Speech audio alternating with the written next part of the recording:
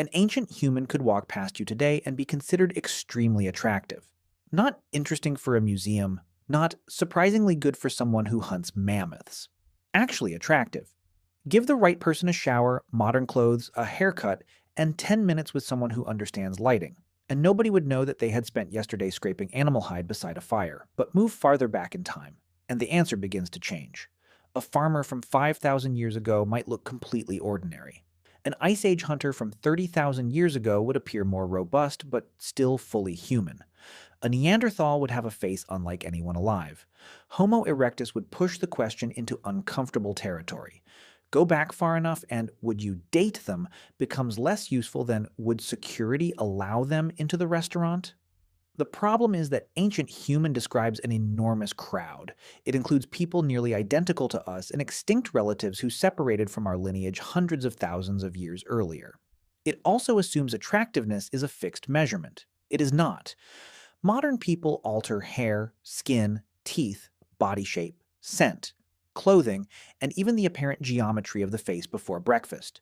Beauty standards change across cultures and generations. A body praised in one century can be criticized in another, then return 20 years later under a new name and an expensive subscription. So to answer the question, we need to separate three things. What ancient humans physically looked like, what their living conditions did to that appearance, and how much of attraction exists in the observer rather than the face. Start with the easiest candidate, a human from 5,000 years ago. Biologically, this person was Homo sapiens, not an unfinished version, not a rough prototype waiting for civilization to add the final update. Their brain, facial muscles, emotional expressions, and basic body plan were ours. Ancient DNA shows that populations moved and mixed repeatedly, so the geographic map of appearance was not identical to today's. Frequencies of skin, hair, and eye pigmentation changed. But every person still fell within the broad visual possibilities of our species. Put a Bronze Age herder in jeans and a jacket. You would not identify him by the mysterious ancient energy radiating from his cheekbones. You might notice that he was lean. You might notice sun damage, calloused hands, worn teeth, old injuries, or muscle, built by daily labor, rather than three carefully isolated sets near a mirror. None of these would make him anatomically strange. Plenty of living people have the same features. His hairstyle could be the biggest obstacle, and even that depends on the culture. Ancient people did not simply allow hair to expand until it became a separate organism. Combs, razors, pins, beads, pigments, mirrors, and elaborate hairstyles appear throughout archaeology. Hair and beard grooming are far older than written fashion magazines. People decorated bodies with ochre, tattoos, jewelry, shells, feathers, animal teeth, and clothing designed to communicate identity. They understood presentation, they just lacked conditioner. This matters because attractiveness is never only anatomy. A skull does not smile. It does not make eye contact, change expression, move rhythmically, speak confidently, or laugh at exactly the moment your standards become negotiable. Archaeologists reconstruct faces from bone, but soft tissue depth must be estimated. The ears, lips, nose tip, body fat, wrinkles, hairstyle, and resting expression contain uncertainty. Two artists can start with the same skull and produce people who look like distant cousins. Then the reconstruction receives a final artistic decision. Is the person clean or filthy, healthy or exhausted, staring blankly or smiling, photographed like a criminal record or like a fragrance advertisement?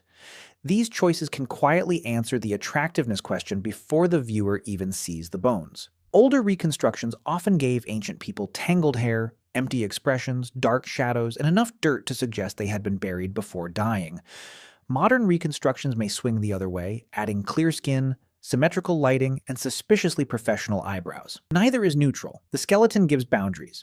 It does not provide a dating profile. Now move back 20 or 30,000 years to Upper Paleolithic Homo sapiens. These people were also anatomically modern humans. Their skulls were generally more robust than those of many people today, with larger faces, stronger brow regions, and heavier jaws on average.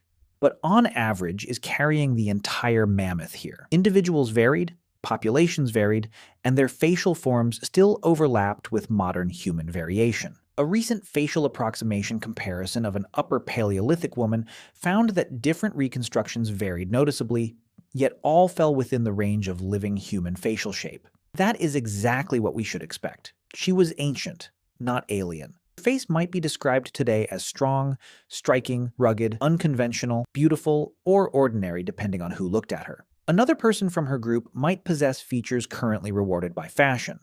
High cheekbones, a defined jaw, full lips, deep-set eyes, or facial symmetry. Evolution did not invent attractive faces in 2016.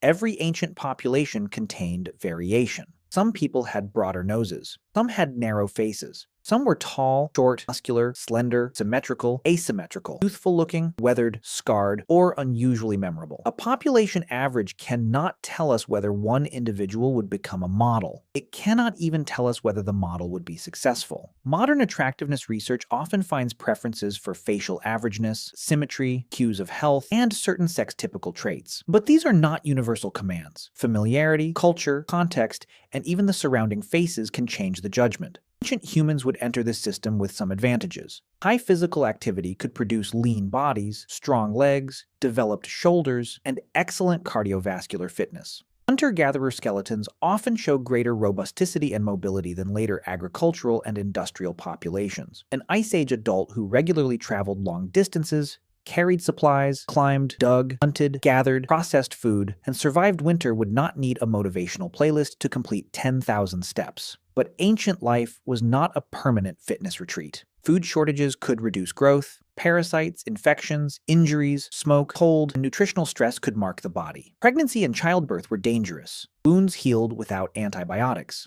A broken nose might remain crooked. A deep cut could become a visible scar. Repetitive work damaged joints and teeth. Survivors could look powerful and worn at the same time. That combination is not automatically unattractive. Modern culture spends considerable money producing it deliberately. The popular image of ancient mouths also needs correction. Hunter-gatherers did not all have black, collapsing teeth simply because nobody had invented mint toothpaste. Tooth decay depends heavily on diet. Some foraging populations had relatively low rates of cavities compared with later farmers eating more fermentable carbohydrates. Other hunter-gatherers who relied on starchy and sugary wild plants developed substantial decay. Ancient teeth were often heavily worn from tough food, grit introduced during processing, and using the mouth as a tool. Plaque hardened into calculus. Gum disease occurred, teeth chipped, cracked, abscessed, and sometimes fell out.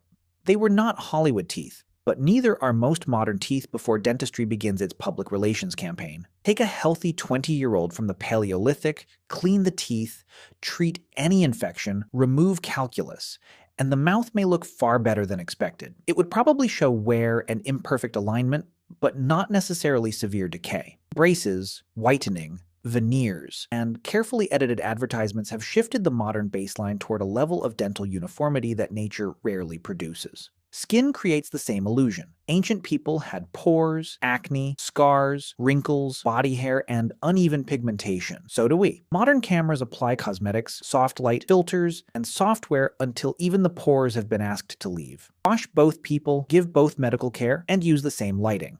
Much of primitive appearance disappears down the drain. Smell would follow it. An ancient person arriving without preparation might smell of smoke, sweat, animal fat, leather, soil, and whatever happened near camp that week. There was no antiperspirant, synthetic fragrance, hot shower, washing machine, or emergency mint kept in a glove compartment. Yet ancient people were not biologically committed to smelling terrible. They cleaned bodies and hair using whatever water and materials were available. Standards differed, and some camps must have been impressively fragrant, but odor says little about the body beneath it. One shower would perform an archaeological miracle. So for recent Homo sapiens, the answer is clear. Many would be considered attractive today. Most would simply look like people. Now the question becomes interesting. Bring in a Neanderthal. Neanderthals lived across Europe and Western Asia until roughly 40,000 years ago. They were our close evolutionary relatives, and many living people outside Africa carry a small percentage of Neanderthal ancestry because the populations interbred. That fact alone destroys the idea that attraction between the groups was impossible. At least some encounters moved beyond cautious eye contact. But reproduction does not prove that every participant looked appealing, that attraction caused every union, or that either population used modern beauty standards. It proves biological and social contact occurred. By the way, If you want to go even deeper into the secret lives of ancient humans, I just launched a full course called The Secret Lives of Ancient Humans. 10 modules, 3+ hours of content covering everything we never talk about on YouTube. What they feared, how they communicated, what hunted them, and much more. Plus an exclusive PDF guide included. Link in the description. See you inside. The emotional details did not fossilize, which may be merciful for everyone involved. A Neanderthal face would be unmistakably different. The skull was long and low rather than high and rounded like ours. A heavy brow ridge projected above the eyes. The forehead receded. The mid-face extended forward, particularly around a tall, large nasal opening. The cheeks angled differently. The jaw was powerful, and the chin was weak or absent by modern standards. This did not produce the furry, hunched creature shown in old illustrations. Neanderthals walked upright. They made sophisticated tools, controlled fire, hunted, cared for injured companions, and used pigments or ornaments. Their lives required intelligence, planning, and social knowledge, but nobody alive has their exact combination of features. The nose would be one of the first things noticed. Neanderthal nasal cavities were markedly taller, and their projecting midface created a strong central profile. Their eyes may appear deep beneath the brow. The lower face would project while the forehead and chin provided less of the vertical frame familiar in modern humans. On a man, modern observers might read the heavy brow and broad face as intensely masculine. On a woman, those species-level traits might conflict more sharply with current standards favoring gracile proportions. But this does not create an automatic verdict. Modern humans already vary greatly in which features are considered feminine, masculine, elegant, rugged, cute, severe, or beautiful. Fashion repeatedly takes a trait once called unattractive, places it on a famous face, and announces that everyone has misunderstood geometry. A Neanderthal would not look like an ugly modern human. They would look like a different kind of human. That difference would trigger unfamiliarity before any careful judgment occurred. Human brains process faces relative to faces previously seen. Averageness is attractive partly because familiar configurations are easy to process. Completely unfamiliar facial architecture may initially feel strange even if it is symmetrical and healthy. Then exposure could change the response. If Neanderthals had survived beside us into the present, appeared in schools, films, sports, politics, and advertising, our concept of a normal human face would include them. Beauty industries would develop separate contouring tutorials. Dating apps would add filters. Someone would insist that Neanderthal cheek structure had been the ideal all along. Attraction adapts to the social world that trains it. Body shape would deepen the contrast. Neanderthals were generally short, broad, and powerfully built. Their bones indicate large muscle attachments and heavy physical demands. They had wide trunks, robust limbs, and proportions often interpreted as adaptations to cold environments. A Neanderthal man would not resemble a tall, narrow fashion model. He might resemble an unusually compact strength athlete designed by Winter. The limbs would be thick. Their hands were precise but accustomed to powerful grips. A living Neanderthal moving naturally would communicate far more strength than a skeleton behind glass. Some modern viewers would find that body extremely attractive. Others would not. The same applies to Neanderthal women. They were robust compared with average modern women, but not identical to the men, and not every individual was equally muscular. Recent work keeps revealing more variation among Neanderthals than the single stocky caveman template suggests. One population or individual cannot represent an entire species spread across thousands of kilometers and hundreds of thousands of years. Their skin and hair are less certain than museum models imply. Some carried an MC1R variant that could have produced pale skin and reddish hair, but this does not mean every Neanderthal was a redhead. Their enormous range likely contained varied pigmentation. We cannot select one fur color from the museum menu. They were not furry in the sense of having an ape-like coat. They likely had body hair distribution broadly comparable to ours, though exact thickness remains unknown. Their head hair could be styled, cut, braided, bound, or ignored. Facial hair could dramatically alter the visible jaw and mouth. A clean-shaven reconstruction and a bearded one might produce completely different reactions. Now give one the same makeover as our Paleolithic Homo sapiens. Wash the skin, treat infections, repair the teeth, trim the hair, dress the body in clothes fitted to its proportions. Let the person choose an expression rather than forcing the neutral stare used in a forensic reconstruction. The result would still be strikingly Neanderthal. It might also be attractive. Not to everyone, probably not according to the narrowest modern beauty standards, and not in exactly the way a modern face is attractive. But a healthy, symmetrical individual with expressive eyes, good skin, confidence, strength, and social charm could cross a surprising amount of anatomical distance. The reverse is also true. A modern human deprived of sleep, dental care, grooming, flattering clothing, and facial expression can cross a surprising distance in the other direction. Move farther back to Homo erectus, and familiarity falls again. Homo erectus appeared nearly 2 million years ago and spread across Africa and Eurasia. It was not one visually uniform population. Fossils vary across geography and time, and the boundaries between named groups remain debated. Still, its face generally combined a strong continuous brow ridge, low forehead, projecting face, large jaw, and no modern chin. The brain case was smaller and shaped differently from ours. Earlier individuals could have larger teeth and more primitive facial proportions. The body below the neck, however, was surprisingly familiar. Long legs, efficient upright walking, and proportions capable of traveling great distances. Dressed from behind, some might appear broadly human. Then they would turn around. A well-reconstructed Homo erectus face would probably register less as an unusual modern person and more as an unmistakable archaic relative. Modern standards built around a high forehead, reduced brow, small face, and clear chin would not treat its features gently. Yet, unattractive still may be the wrong category. Imagine growing up in a Homo erectus community. Every trusted face has those brows and jaws. Healthy adults display local cues of age, strength, fertility, competence, and kindness. Attraction develops inside that facial universe. A high-rounded modern forehead might look weak, juvenile, or strangely inflated. We assume our features are beautiful partly because everyone available for comparison has them. Homo erectus did not need our approval. Its members selected mates, formed bonds, raised children, and survived for an astonishing span of time. They certainly noticed differences between individuals. They may have preferred symmetry, health, movement, voice, smell, status, generosity, skill, or traits we cannot reconstruct. Attraction existed before anyone could describe a jawline using percentages. Go back to Australopithecus, and the biological boundary becomes harder to ignore. Australopiths walked upright but retained small brains, projecting faces, different shoulders and limbs, and more ape-like cranial proportions. Some species were small-bodied. Robust forms such as Paranthropus carried enormous chewing teeth, deep jaws, broad cheekbones, and sometimes crests supporting powerful chewing muscles. To modern eyes, they would not look like unusually rugged people. They would look like hominins outside our genus. Calling them attractive or unattractive becomes similar to judging any extinct animal by a human dating standard. The question has traveled beyond its useful range. This reveals the actual dividing line. It is not dirt, it is not body hair, it is not even age. It is how far the face has moved from the modern human template stored in our brains. Recent ancient people remain inside it.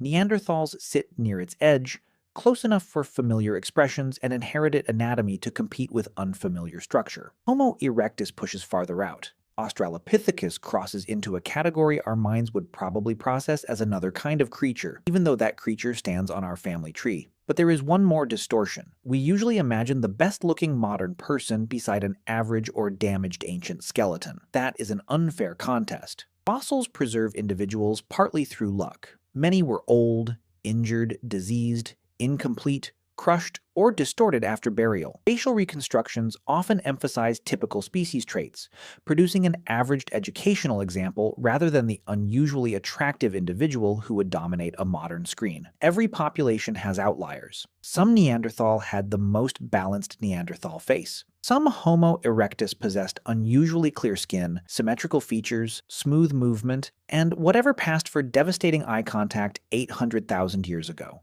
We will never recover that person from a brow ridge and 3 teeth. Nor can we measure the parts of attraction that disappear entirely: voice, humor, competence, kindness, smell, posture, gesture, status, and the powerful effect of knowing that someone can locate water while everyone else is becoming a fossil. Ancient attractiveness would also be judged by ancient priorities. In a dangerous environment, skill is visible beauty. A strong body can carry food. Healthy teeth process it. Clear eyes and skin may signal health.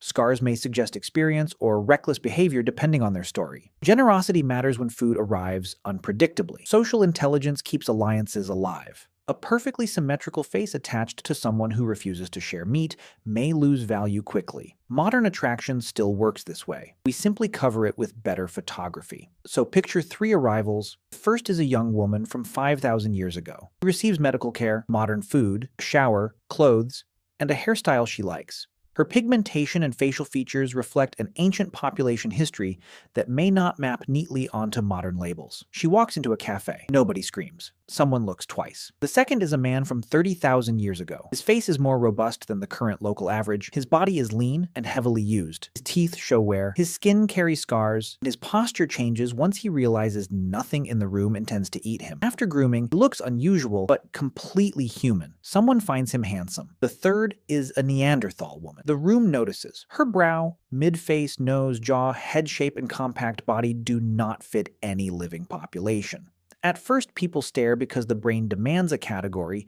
Then she speaks, smiles, looks embarrassed, or becomes annoyed by the attention. The face stops being a fossil reconstruction. It becomes a person. Some observers remain uncomfortable, some become curious, a few are attracted immediately. Others change their response with familiarity. Entire industries form around arguing about it. This is probably the most honest answer. Would ancient humans be considered attractive today? For Homo sapiens across at least the last tens of thousands of years, unquestionably, yes. Not every individual, because no population has ever received that arrangement. But many would pass unnoticed, and some would fit modern ideals remarkably well after the same grooming and healthcare modern people receive. For Neanderthals, the answer is individual and cultural. Their faces and bodies would be visibly different, and narrow present-day standards would probably rate them poorly on average.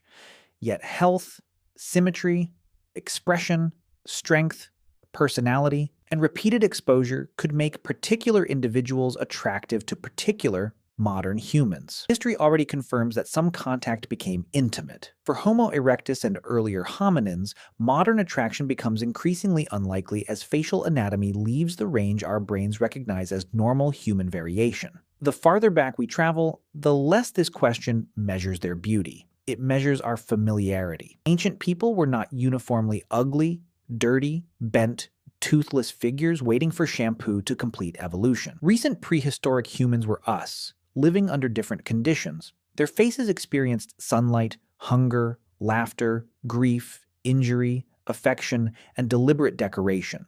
They evaluated one another constantly, and every person alive exists because attraction or partnership kept happening. Neanderthals were not failed versions of us either.